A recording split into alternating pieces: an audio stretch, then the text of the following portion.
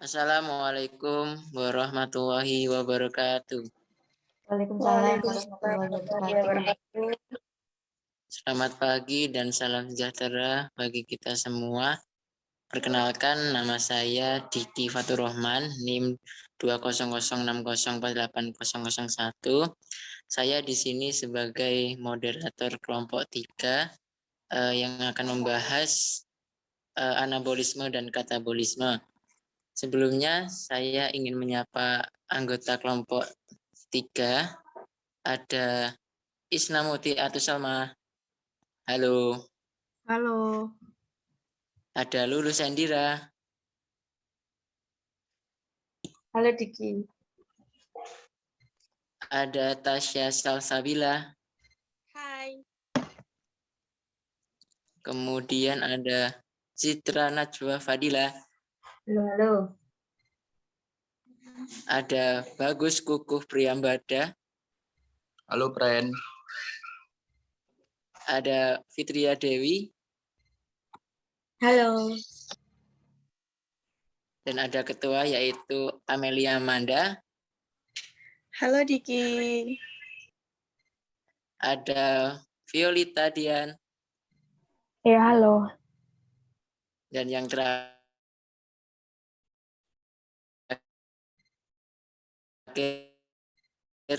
ya, oke, untuk mempersingkat waktu untuk kelompok 3 saya persilahkan. Terima kasih moderator atas waktunya. Untuk Sersin silakan lulus.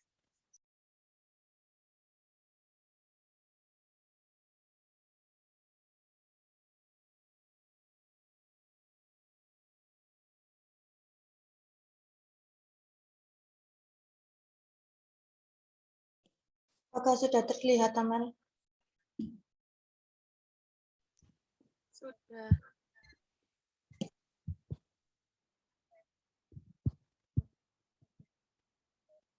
Amel, mohon maaf, suaranya nggak terdengar. Apakah suara saya sudah masuk? Sudah. Oke, sebelum kita melangkah dari materi katabolisme dan anabolisme, mari kita mengenal dengan metabolisme. Sebelum itu juga, saya ingin bertanya, sebelum kita masuk materi, apakah itu biokimia? Ada yang tahu? Mungkin langsung saya jelaskan ya. Biokimia atau kimia biologis adalah ilmu yang mempelajari proses-proses kimia yang ada di dalam tubuh dan yang berhubungan dengan organisme hidup. Sebagai subdisiplin dari biologi dan kimia, biokimia dapat dibagi menjadi 3 bidang, yaitu biologi struktural, enzim, dan metabolisme. Biokimia sendiri berfokus pada pemahaman dasar kimiawi yang memungkinkan molekul biologis memunculkan proses-proses yang terjadi di dalam sel hidup dan di antara sel. Yang pada gilirannya berkaitan dengan erat pemahaman jaringan dan organ, serta struktur dan fungsi organisme. Biokimia sendiri berkaitan erat dengan biologi molekuler yang mempelajari mekanisme molekuler dan fenomena biologi. Apa sih contoh penerapan biokimia? Ada yang tahu?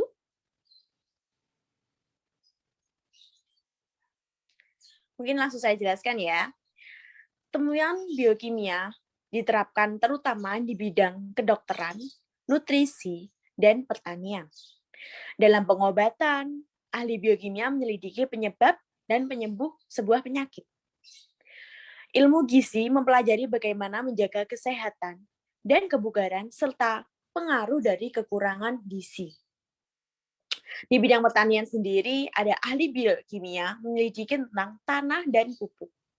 Meningkatkan budidaya tanaman, penyimpanan tanaman, serta pengendalian hama juga merupakan tujuan dari penerapan biokimia.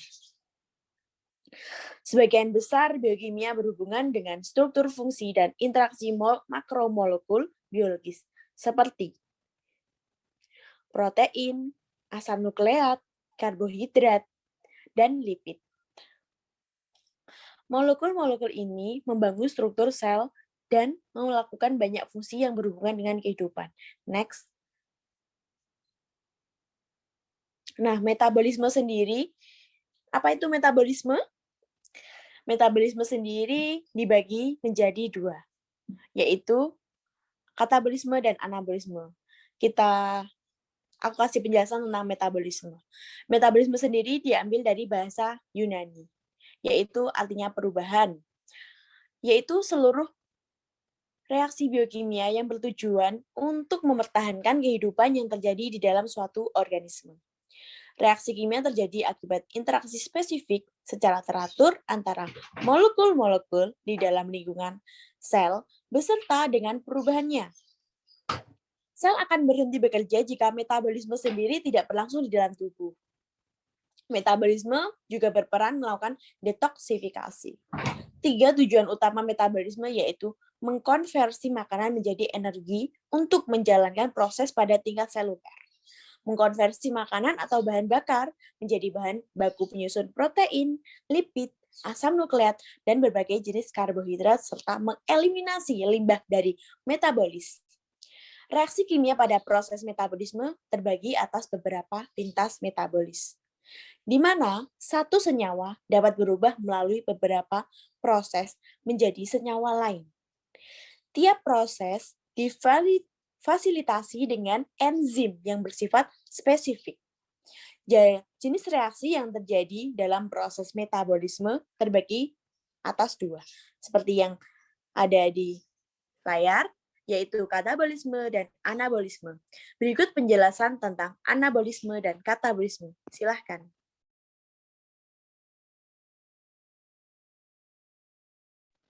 Oke, terima kasih atas waktunya.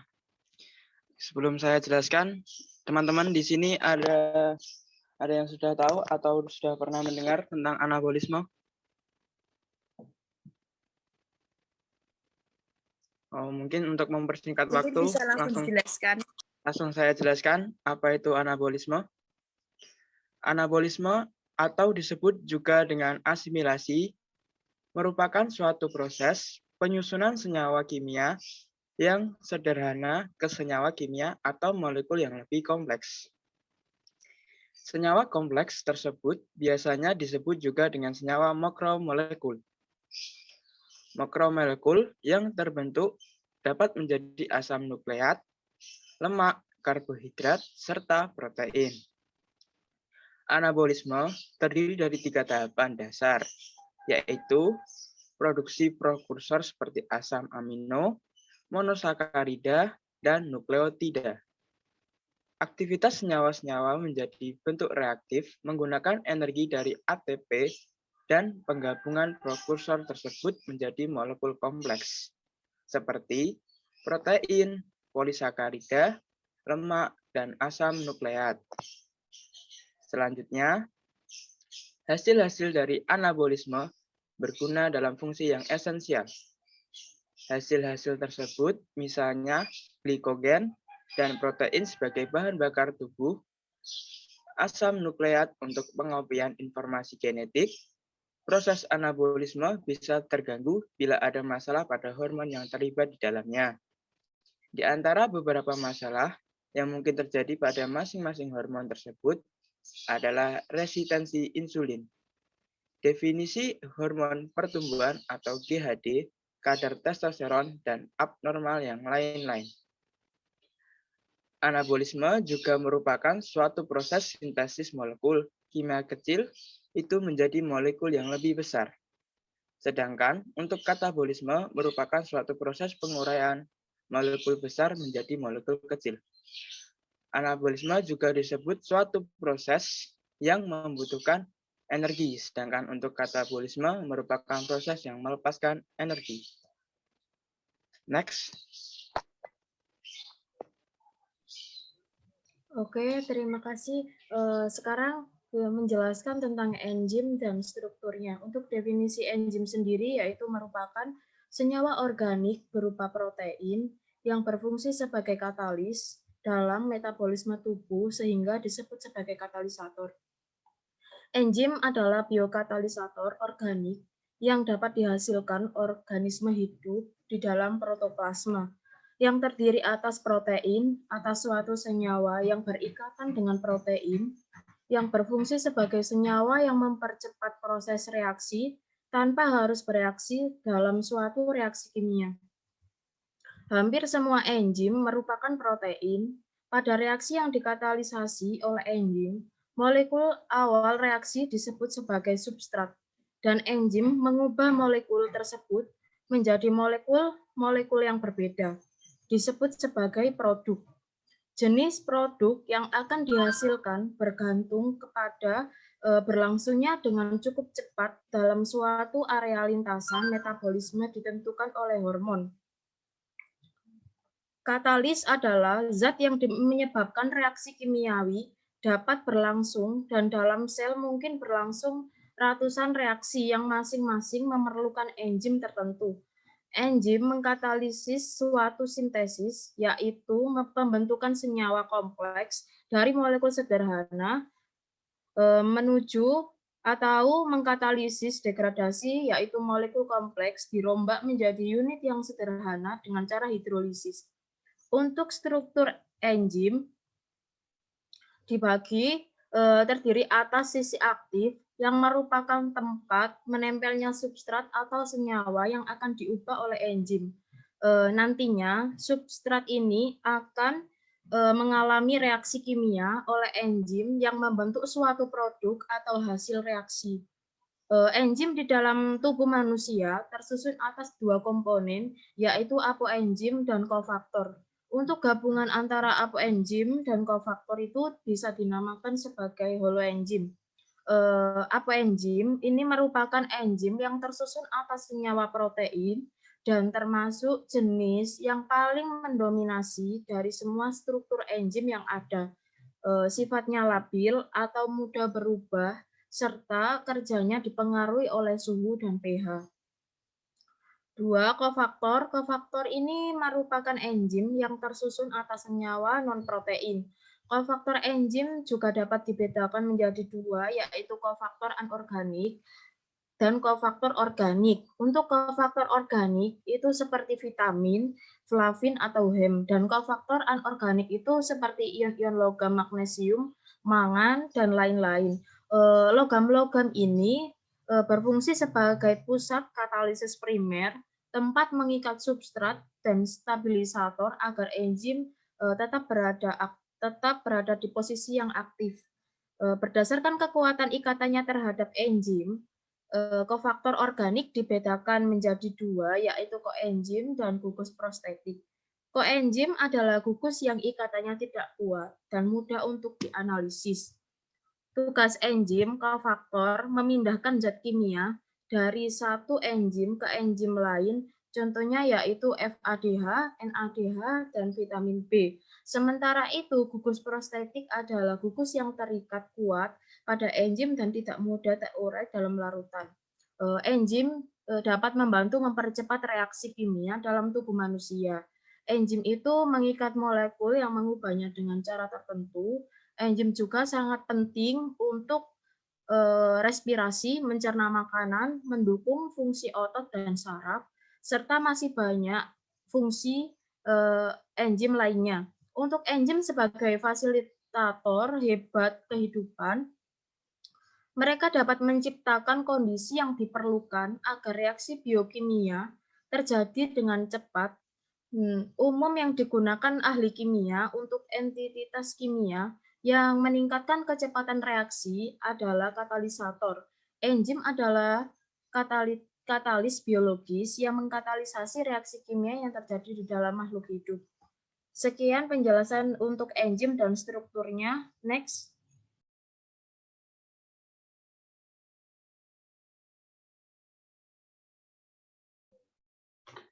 Baik, kali ini saya akan memberikan contoh-contoh dari proses anabolisme. Yang pertama yaitu sintesis protein.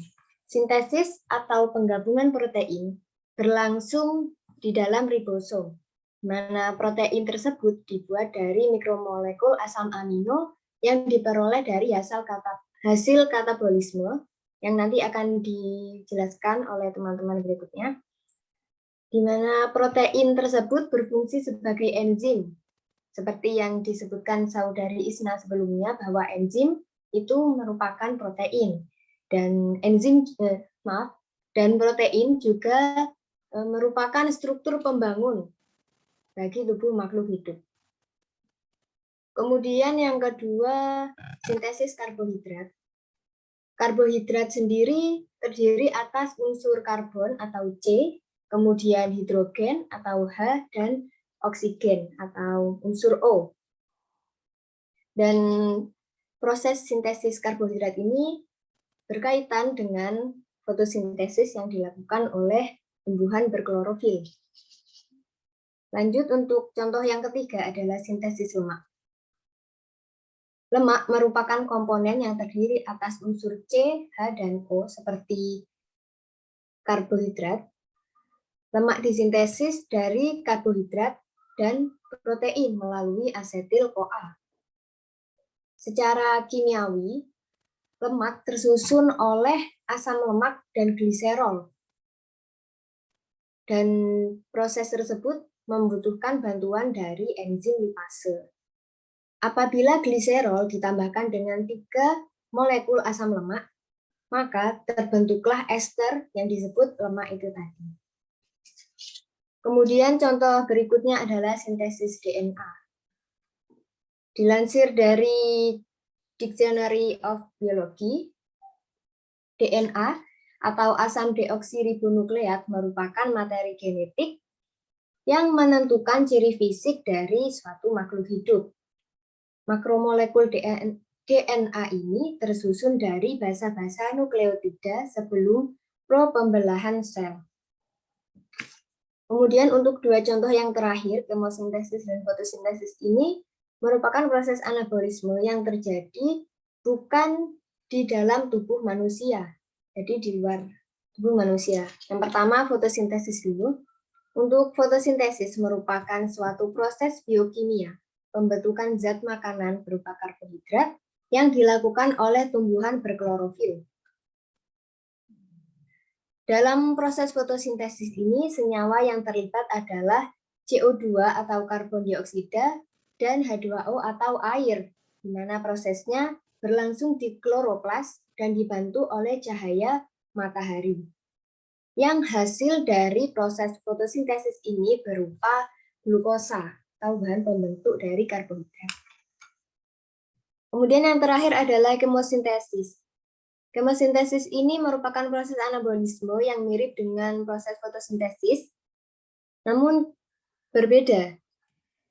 Jadi kemosintesis ini merupakan pembentukan zat organik dengan memanfaatkan sumber energi hasil reaksi kimia. Energi tersebut diperoleh dari hasil oksidasi senyawa organik yang diserap dari lingkungan sekitar.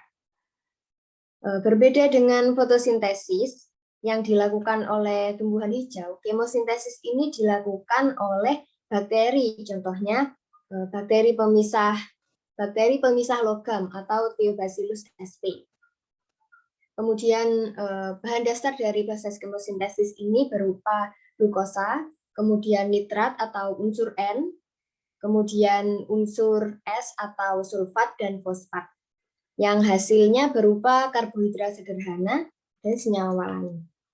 Terima kasih, lanjut.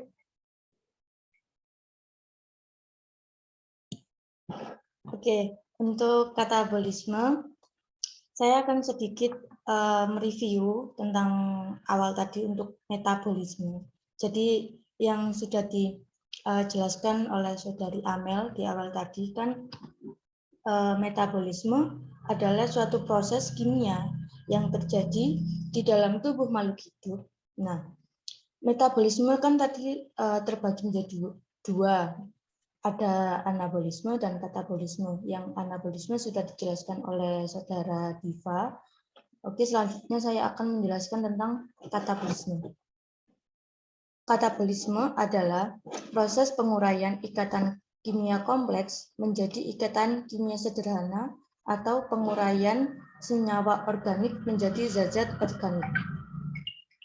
Nah, jadi pada intinya katabolisme dia ini memecahkan senyawa yang kompleks atau organik menjadi zat-zat kimia sederhana atau zat organik itu sendiri. Jadi tujuan utamanya katabolisme ini semata-mata hanya untuk menghasilkan energi dia gitu. Nah, untuk senyawa organik itu apa aja? Ada glukosa, protein, lemak, vitamin, dan enzim. Yang ini semua itu akan dipecahkan untuk menghasilkan suatu energi. Nah, kemudian ada senyawa anorganik, yaitu ada NaCl, karbon, hidrogen, oksigen, dan lain sebagainya. Nah, kemudian jadi kaitannya dengan aktivitas kita sehari-hari. Contohnya, ketika kita makan, kan kita harus ada nasi, lauk pauk. Nah, nasi kan ada karbohidratnya. Kemudian lauk pauk ada protein, ada gizi. Nah, seperti itu. Nah, itu akan diuraikan dulu menjadi suatu energi, terbentuknya suatu energi dulu. Nah, baru jadi kita bisa beraktivitas sehari-hari itu ya dari energi itu tadi. Soalnya sudah diuraikan tadi. Nah, kemudian untuk katabolisme karbohidrat ini terjadi melalui proses respirasi seluler. Untuk respirasi seluler sendiri ada dua, yaitu respirasi aerob, yaitu respirasi yang membutuhkan oksigen. Kemudian untuk respirasi anaerob adalah respirasi yang tidak membutuhkan oksigen.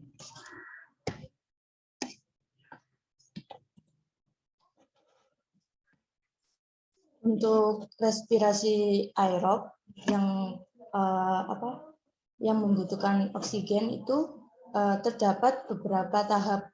Ada 4 tahap, yaitu ada glikolisis, dekarboksilasi oksidatif, siklus Krebs, dan rantai transport elektron. Nah, untuk yang pertama, tahap pertama untuk glikolisis, yaitu prosesnya ada glukosa menjadi 2 asam pirufat yang lokasinya ada di sitoplasma, dan untuk hasilnya sendiri ada 2 NADH dan 2 ATP. Untuk yang kedua, tahap kedua ada dekarboksilasi oksidatif yang prosesnya ada 2 asam pirufat yang di tahap pertama 2 asam pirufat itu sudah dihasilkan dan lalu dicampurkan di tahap kedua ini. Kemudian ada juga 2 asetil-CoA plus CO2. Yang lokasinya sendiri juga ada di matriks mitokondria yang menghasilkan 2 NADH. Untuk tahap ketiga, siklus Krebs, ada 2 asetil-CoA tadi yang sudah dihasilkan di tahap kedua. Kemudian ada juga 4 CO2 yang lokasinya juga ada di matriks mitokondria yang menghasilkan 6 NADH, 2 FADH, dan 2 ATP. Kemudian untuk yang terakhir, tahap terakhir adalah rantai transport elektron, yaitu prosesnya ada 10 NADH dan 2 FADH2.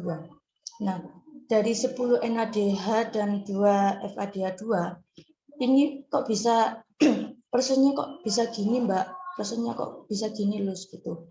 Ada yang tanya seperti itu misalnya.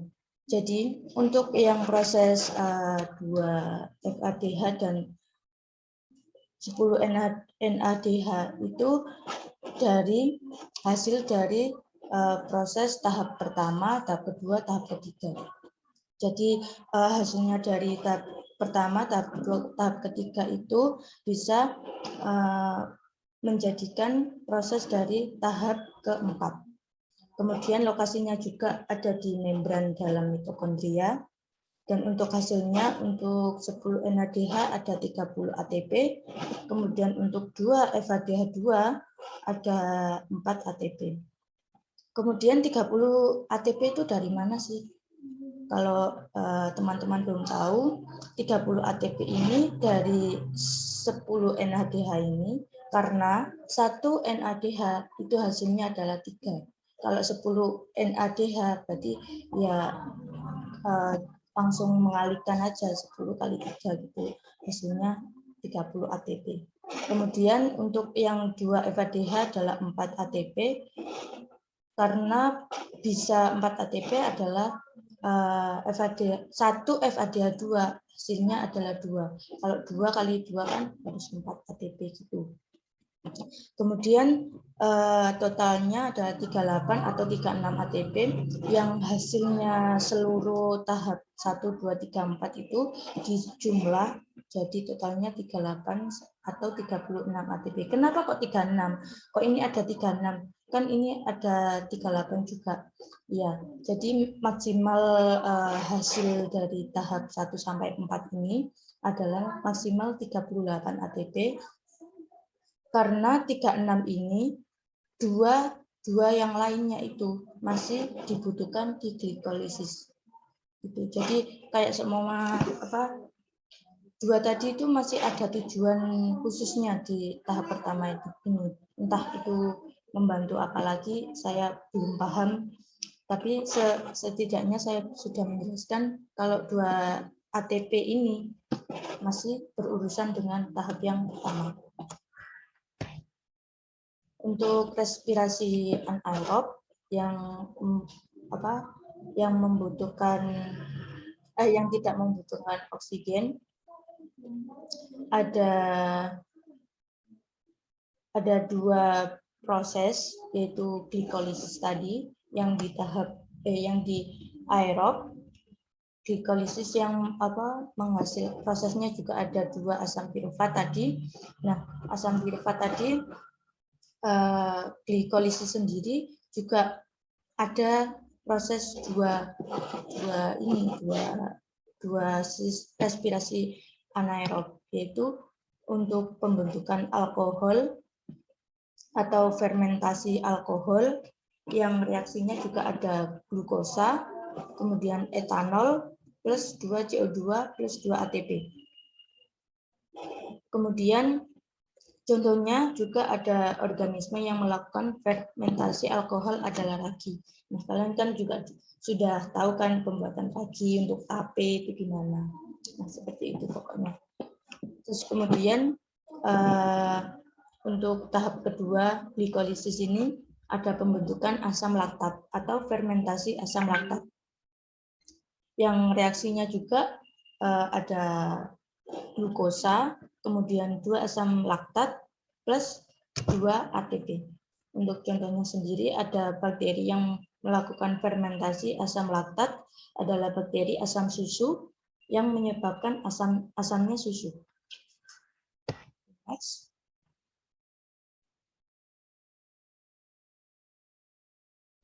Dan di sini ada beberapa contoh katabolisme fungsinya. Yang pertama yaitu pencernaan. Dengan makan, tubuh itu memecah nutrisi organik menjadi komponen yang lebih mudah digunakan untuk tubuh. Dalam proses ini, energi itu dilepaskan yang terakumulasi di dalam molekul ATP tubuh. Energi yang tersimpan inilah yang digunakan untuk reaksi dalam fase anabolik. Yang kedua yaitu respirasi sel.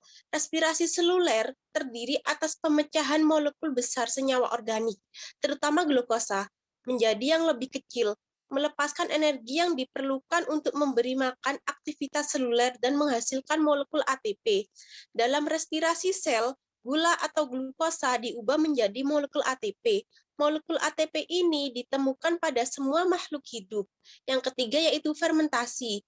Fermentasi ini terdiri dari cara untuk mendapatkan energi tanpa adanya oksigen yang memecah glukosa.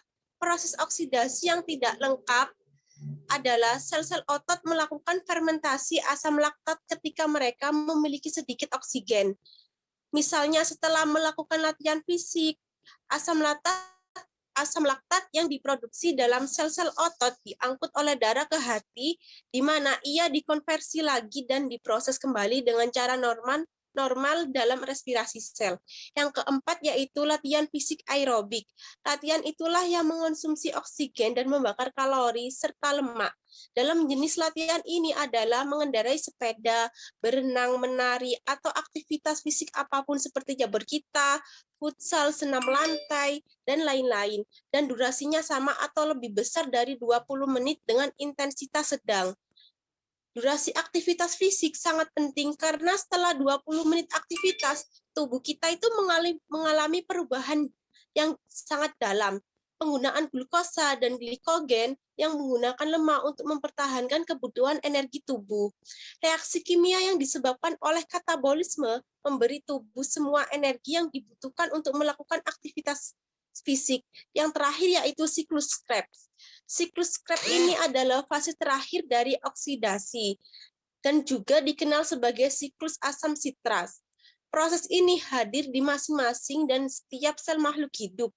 Dalam proses respirasi sel ini, protein dan lemak berasimilasi mengubahnya menjadi energi. Dari tadi kan saya kan menjelaskan respirasi seluler itu terdiri dari advertisement dan menghasilkan molekul ATP. Apakah kalian tahu kepanjangan dari ATP itu apa? Kan saya dari tadi itu menyebutkan nama latinnya aja ATP. Apakah Anda mengetahui ATP itu apa? ATP adalah energi. Mungkin belum, Tas. ATP itu kepanjangan dari adenosina trifosfat, yaitu senyawa kimia atau satuan molekular. Dan fungsinya yaitu menyimpan dan mentransfer energi kimia dalam sel. Next. Oke, selanjutnya ada perbedaan anabolisme dan katabolisme. Proses katabolisme dan anabolisme jelas berbeda. Berikut ada beberapa perbedaannya. Yang pertama, terletak pada hormon yang berperan adalah pada proses anabolisme ada hormon estrogen, insulin, pertumbuhan, dan testosteron. Sementara itu, pada proses katabolisme terdapat hormon adrenalin, kortisol, sitokin, dan glukagon. Yang kedua, perbedaannya terletak pada penggunaan energi dan oksigen. Anabolisme tidak membutuhkan oksigen, tetapi menggunakan energi yang cukup besar. Sedangkan untuk katabolisme membutuhkan oksigen, tetapi melepas energi.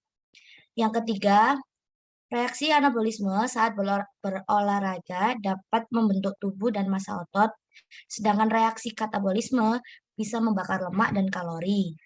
Perbedaan yang terakhir, proses anabolisme umumnya terjadi saat tubuh beristirahat atau tidur, sedangkan katabolisme saat tubuh aktif atau membutuhkan energi. Oke, next.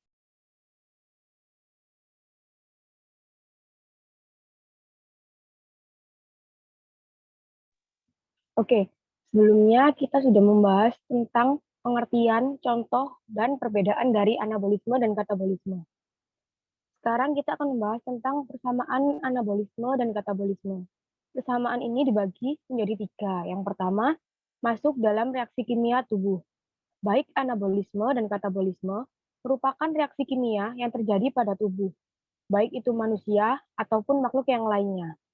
Reaksi kimia ini berjalan dengan memecah zat yang lebih kompleks ataupun membentuk zat yang lebih kompleks. Artinya, reaksi kimia akan berjalan secara otomatis apabila terdapat pemicunya. Salah satu pemicunya adalah makanan yang dikonsumsi oleh seseorang setiap harinya. Lalu yang kedua, bermanfaat untuk sel dan organ. Anabolisme dan katabolisme sama-sama bermanfaat untuk sel dan organ yang ada di dalam tubuh. Keduanya saling berkaitan satu dengan yang lain dan tidak bisa untuk dipisahkan. Itulah kenapa sulit untuk melepas satu persatu. Saat melakukan anabolisme, tubuh membutuhkan energi yang cukup besar. Energi ini berasal dari proses katabolisme. Apabila energi tidak digunakan dalam anabolisme, maka bisa diubah lagi menjadi lemak atau zat lain yang tersimpan di dalam tubuh. Lalu yang terakhir bisa dimaksimalkan. Secara umum, metabolisme, baik itu anabolisme atau katabolisme, bisa dimaksimalkan dengan baik. Salah satu cara untuk memaksimalkan keduanya yaitu dengan melakukan olahraga secara rutin setiap harinya. Next.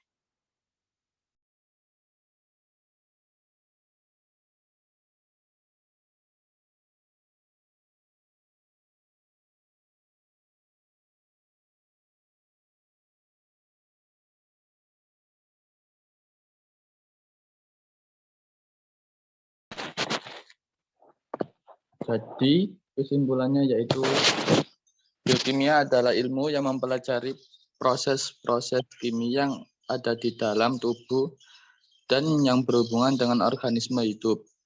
Sebagai subdisiplin dari biologi dan kimia, biokimia dapat dibagi menjadi 3 bidang, biologi struktural, enzim, dan metabolisme. Metabolisme adalah proses pembentukan atau penguraian zat di dalam sel yang disertai dengan adanya perubahan energi. Metabolisme sendiri dibagi menjadi 2, yaitu anabolisme dan katabolisme. Proses metabolisme membutuhkan enzim. Anabolisme adalah proses pembentukan, sedangkan katabolisme adalah penguraian. Contoh lain dari anabolisme adalah fotosintesis, kemosintesis, sintesis lemak, sintesis protein, dan contoh dari katabolisme adalah fermentasi dan respirasi sel. Perbedaan dari anabolisme dan katabolisme adalah terletak dalam penggunaan energi dan oksigen. Anabolisme adalah proses yang tidak membutuhkan oksigen, tapi menggunakan energi yang cukup besar. Di sisi lain, katabolisme adalah proses yang membutuhkan oksigen dan melepaskan energi. Apakah ada tambahan dari teman-teman sekalian?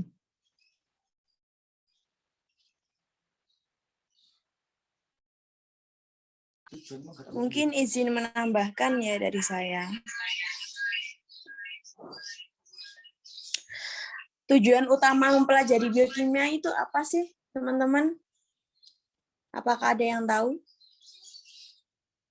Untuk mengetahui beberapa untuk metabolisme mungkin, untuk ilmu lebih dalam tentang metabolisme atau bagaimana gitu.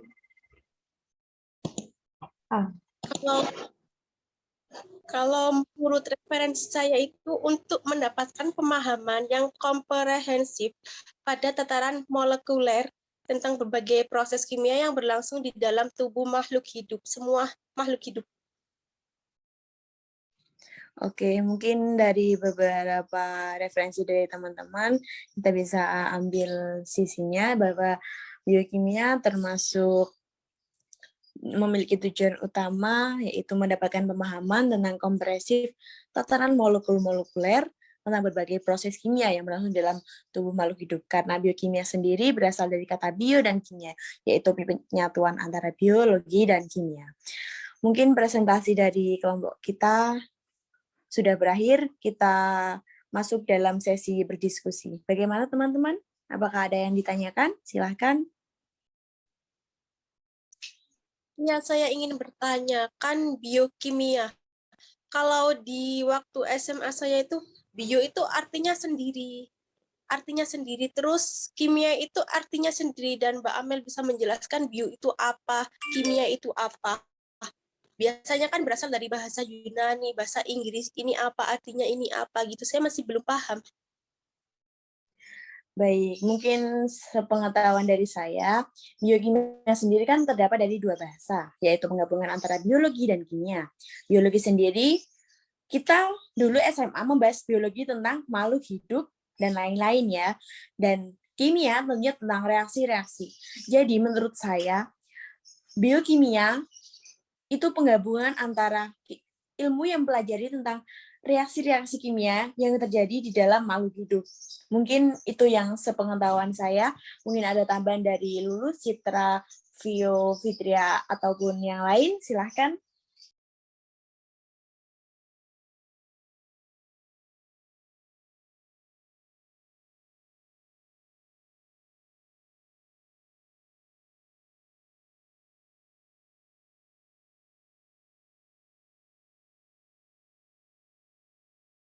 Baik, sudah cukup jelas.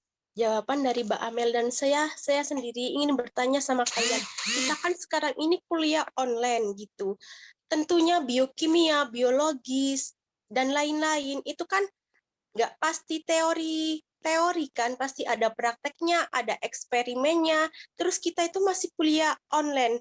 Saya memicu pada pelajaran SMA saya. Dulu saya itu ada eksperimen, tetapi itu pelajaran biologi, tapi menyinggung sedikit dengan materi yang disampaikan oleh Citra, yaitu fotosintesis. Waktu saya SMA itu ada eksperimen percobaan Eggenshaus, yaitu air hidrilla verticillata, tumbuhan air hidrilla, yang sering kita jumpai di akuarium atau di bawah laut yang banyak terumbu karangnya itu. Dan percobaan itu berisi air yang ditutup dengan sebuah corong.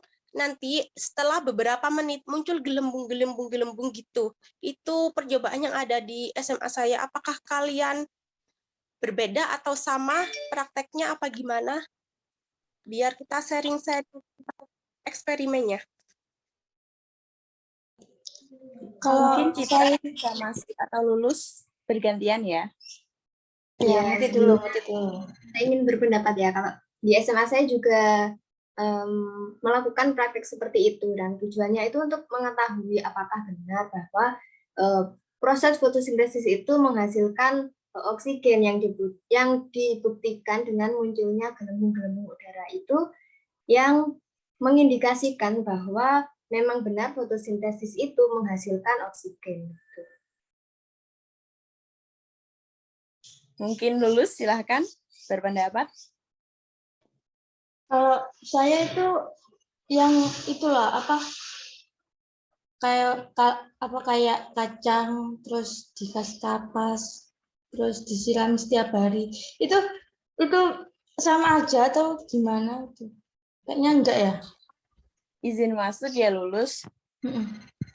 Menurut saya dulu saya juga ada praktek seperti itu ya. Kita disuruh membuat kacang hijau 2 dengan cara yang satu itu ditaruh di tempat yang gelap dan yang satu ditaruh di tempat yang terkena sinar matahari. Karena apa sih pentingnya apakah sinar matahari itu berpengaruh kepada sebuah tumbuhan?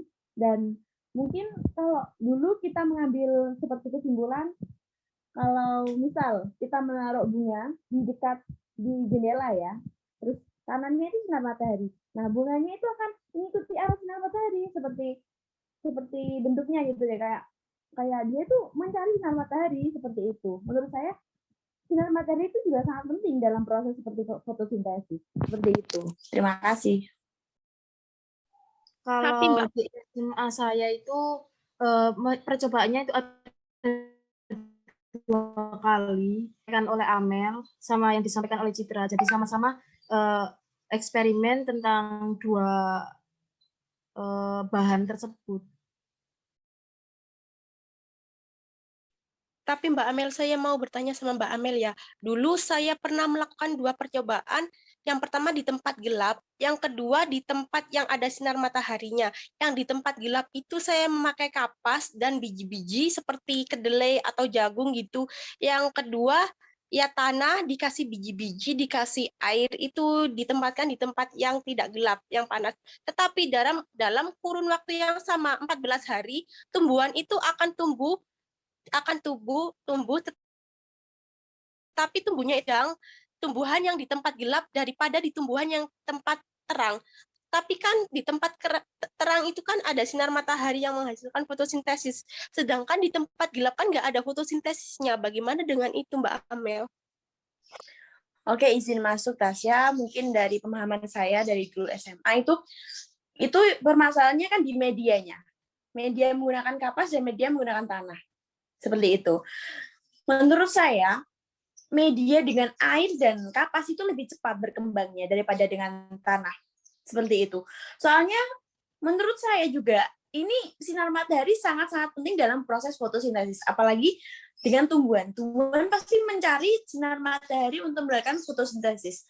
Yang dulu saya eksperimen itu soalnya medianya 2 itu sama. Seperti kapas, juga kapas 2. dan ada yang tanah juga berdua. Dan tumbuhnya itu cepat dia yang terkena sinar matahari, seperti itu.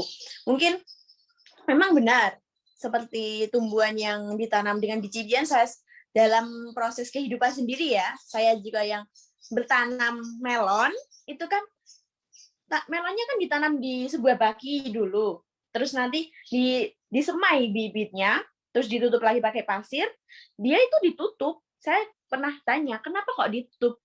Katanya untuk mempercepat proses tumbuhnya. Padahal menurut saya, proses pertumbuhan itu lebih cepat dengan matahari, seperti itu. Saya kadang bingungnya di situ. Kenapa kok ditutup? Nah, tapi menurut saya itu juga cepat. Berapa hari itu udah muncul benih-benihnya itu, seperti itu. Tapi sebelum itu, bijinya pun harus direndam dengan air. Karena air dapat kayak memudahkan sebuah biji itu buat tumbuh. Seperti itu, Tasya. Terima kasih. Ya, Amel, saya mau bertanya untuk Amel. Tadi kan silakan. Tadi kan apa namanya, kayak kacang di tempat gelap dan tempat terang kan. Terus dulu itu waktu SMA itu saya pernah ya pernah membuat seperti itu. Tapi pada saat kacangnya saya letakkan di jendela gitu, di tempat terang gitu pokoknya. Kemudian besoknya itu daunnya itu warna putih. Katanya anak-anak itu albino gitu, kelainan.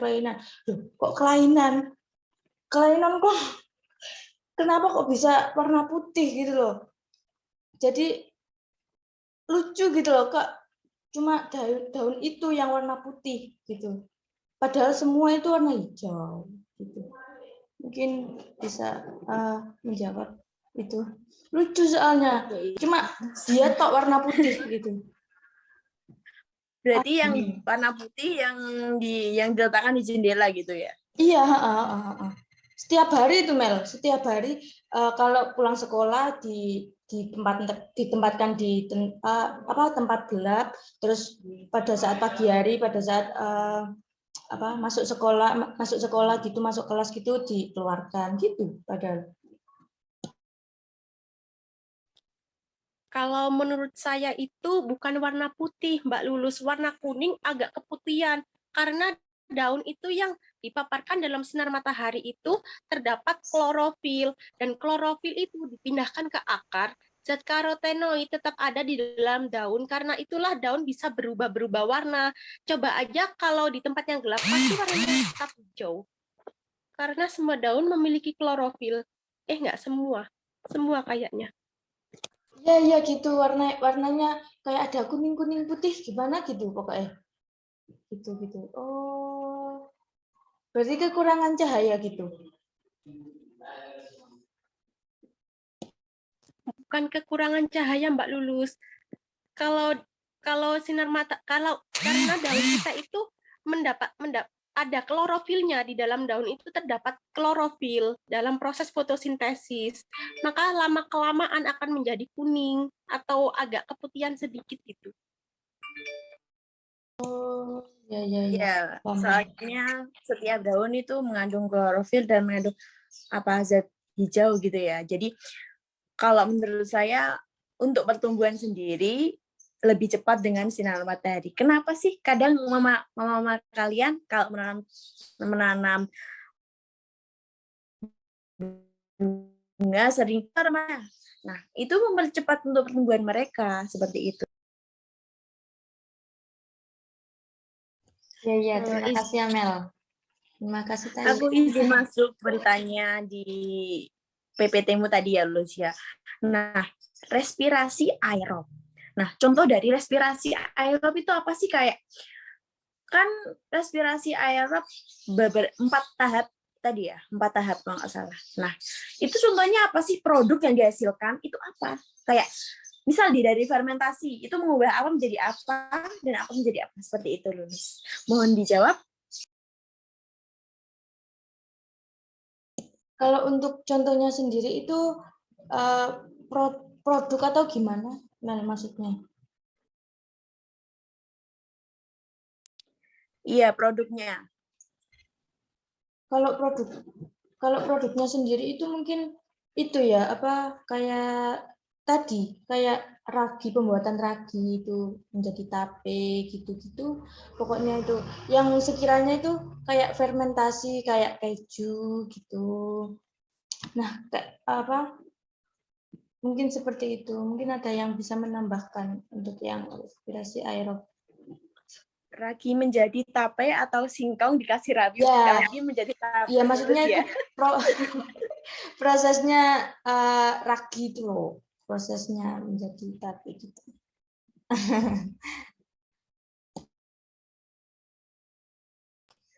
Mungkin seperti susu menjadi yogurt seperti itu ya dalam bidang fermentasi. Nah, ya gitu.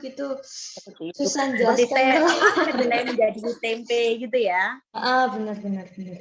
Nah, dia kan juga membutuhkan seperti tempe kan kayak menjamur ya. Padahal itu enak ya kalau kita makan. Banyak proteinnya. Iya, padahal itu tuh tempe itu hasil jamur dari sebuah kedelai yang dikasih ragi juga. Mungkin cukup diskusi dari kita.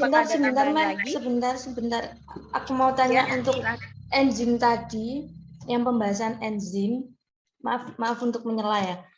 Pembahasan enzim tadi, kan enzim kan tadi ada pembahasan tentang kalau enzim itu ada di seluruh tubuh kita kan.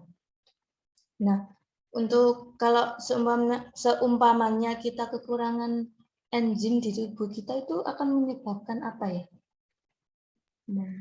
Oke, mungkin aku izin masuk atau nanti bisa ditambahkan dari Muti. Kalau setahu saya dari pelajaran yang saya dapat, seperti di tubuh kita kan selalu ada enzim, seperti lipase, amilase, seperti di mulut kita kan ada enzim amilase.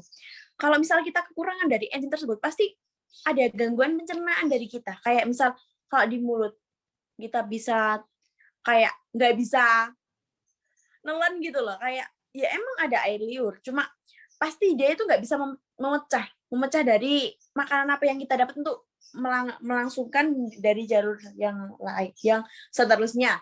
Jadi kayak enzim itu gunanya apa sih? Mempercepat, kayak apa tadi ya Allah?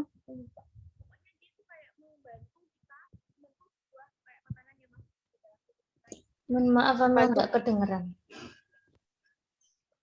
Mungkin tidak kedengaran. Sudah. Nah, menurut saya enzim itu kayak mempercepat apa sih yang kayak kita makan, kayak misal di dalam tubuh ya, kita makan itu mempercepat proses pencernaan, nanti di lambung, nanti di mana di usus, itu dikunyah, di remet kayak gitu sampai menjadi hasil akhirnya itu feses, itu kan membutuhkan sebuah tatanan enzim dari mulai masuknya mulut sampai keluarnya dari anus, seperti itu lulus. Jadi kalau kita kekurangan sebuah enzim, jadi pasti proses pencernaan dari kita itu terhambat seperti itu atau ada gangguan. Terima kasih. Iya, juga termasuk yang cairan yang dihasilkan oleh pankreas itu juga kan sangat mempengaruhi pencernaan kan. Kan misalnya kalau nggak ada pankreas kan nggak ada yang membusukkan feses tadi. Lah kalau misalnya kekurangan hal tersebut mungkin akan efek sampingnya adalah penyakit. Begitu, Lus.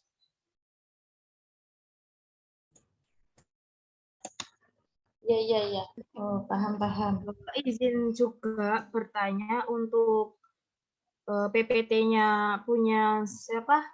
Citra, terkait perbedaan dari fotosintesis sama kemosintesis. Baik, di sini saya akan menjawab pertanyaan dari Saudari Isna. Untuk fotosintesis dan kemosintesis, memang keduanya merupakan contoh dari proses anabolisme. Namun ada perbedaan, kita lihat dari 4 aspek yang membedakan antara fotosintesis dan kemosintesis. Yang pertama adalah jenis organisme, di mana pada proses fotosintesis, organisme yang terlibat adalah tumbuhan berklorofil, sedangkan pada proses kemosintesis, organisme yang terlibat adalah bakteri, misalkan bakteri nitrat, bakteri nitrit, seperti itu. Kemudian aspek yang kedua yang membedakan adalah sumber energi.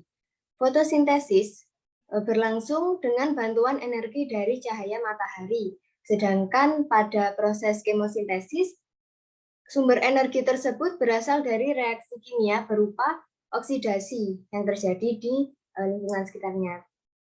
Kemudian yang ketiga, bahan penyusun atau senyawa yang terlibat. Pada proses fotosintesis ini, bahan dari proses tersebut berupa CO2 dan H2O. Sedangkan pada kemosintesis, senyawa yang terlibat berupa senyawa organik seperti karbon, terus hidrogen, dan CO2 serta H2O. Dan aspek terakhir yang membedakannya adalah pada hasil atau produk akhir, di mana pada proses fotosintesis, produk akhirnya berupa glukosa atau amilum, sedangkan pada kemosintesis berupa karbohidrat sederhana dan nitrat. Begitu, mungkin ada tambahan dari teman-teman atau sudah paham, Saudari Isna? Sudah, terima kasih atas penjelasannya, Citra. Mungkin diskusinya Citra, sebentar, Muti.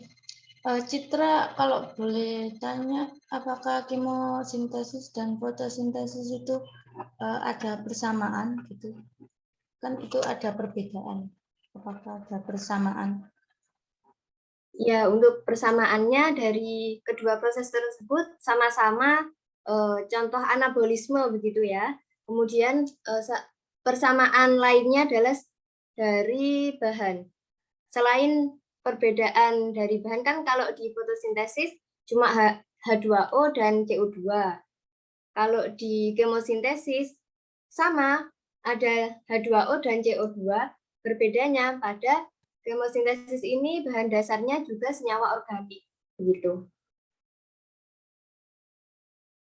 Bagaimana, lulus? Sudah paham? Sudah. Mungkin diskusi kali ini bisa kita akhiri, soalnya mengingat waktu, dan saya selaku ketua kelompok mohon maaf sebesar-besarnya apabila ada kesalahan dari kelompok kita. Oke. Terima kasih untuk kelompok 3. Tadi saya sedikit menyimpulkan metabolisme itu dibagi dua, yaitu ada katabolisme dan anabolisme. Yang katabolisme adalah merupakan proses pemecahan molekul-molekul yang kompleks menjadi yang lebih sederhana, sedangkan anabolisme merupakan suatu proses penyusunan senyawa kimia sederhana atau molekul yang lebih kompleks. Katabolisme di sini melepaskan energi, sedangkan anabolisme membutuhkan energi. Anabolisme juga terjadi di kloroplas, sedangkan katabolisme terjadi di pencernaan makanan. Dan yang terakhir adalah enzim, merupakan senyawa organik berupa protein yang berfungsi sebagai katalis dalam metabolisme tubuh. Mungkin sedikit kesimpulan dari saya. Saya selaku moderator untuk kelompok 3, mohon maaf yang sebesar-besarnya jika selama presentasi hari ini banyak kekurangan dan kesalahan. Dan semoga apa yang dipaparkan oleh kelompok 3 ini bermanfaat terutama untuk diri kita masing-masing. Cukup sekian. Terima kasih. Wassalamualaikum warahmatullahi wabarakatuh. Waalaikumsalam warahmatullahi wabarakatuh. Terima kasih, Diki.